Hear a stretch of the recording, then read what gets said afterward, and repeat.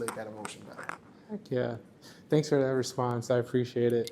The next question I have for you is, growing up in Spanish Harlem, how has that upbringing influenced your approach to acting and characters you have chosen? Funnily enough, right, I'm an open-minded individual, so I'm very aware that acting is acting. This is all fake. Like, none of this shit is who I actually am as a person, right? So I'm not I'm not like normal people that have reservations of playing certain roles, but I don't have a role in mind that I would probably say no to. I'm pretty much open to taking anything. However, there are limitations to what I will do in this role. So such as Power, right?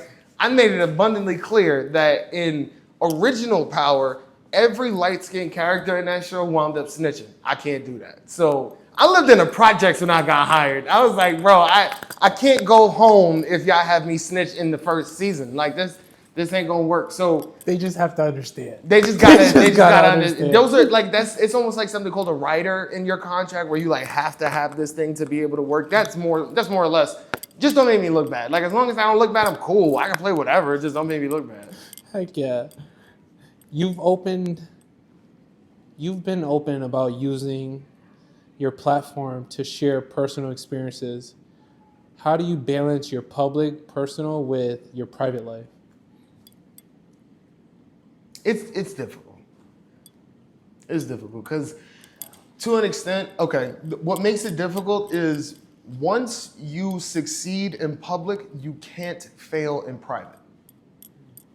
That is the caveat to all of this. The more successful and the more publicly you start to succeed, the more publicly you will fail, and that's a bit of a difficult thing to try to get around to. I'm honestly speaking, I've been acting for 23 years, but I've only been famous, no pun intended, for a couple years. So I wasn't as ready for it as I thought I was. I'll put it to you like that. I was fiending for it when I was a kid. I was just basically planning out my life and how I was gonna spend money. And when I got somewhat close to that, it was a shell shock. It was like, this is how shit really is. Okay, like it was different. It was very different. It takes a minute to get used to. Nice. Your character Famous is a rapper. Do you have a personal connection to music, and has it influenced your acting? So, funnily enough, my mom is a published author, and when I showed an interest in music when I was young, she made sure that I learned how to write poetry first.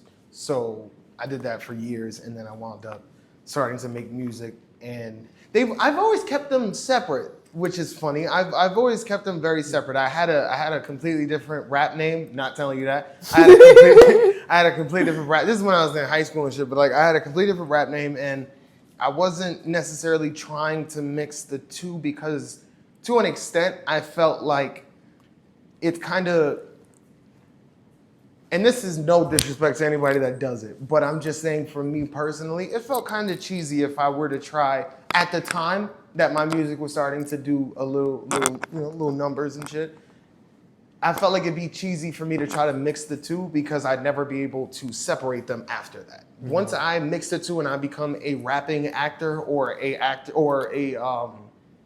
acting rapper, I'm never gonna be able to drop that title. And to be very fair, neither did Drake. So like I wasn't dealing with that. I wasn't dealing with that at all. But now that I've done a show that I was a musician in it, I was able to tell people that I do music, and I was able to actually show my creative range and write music for the show.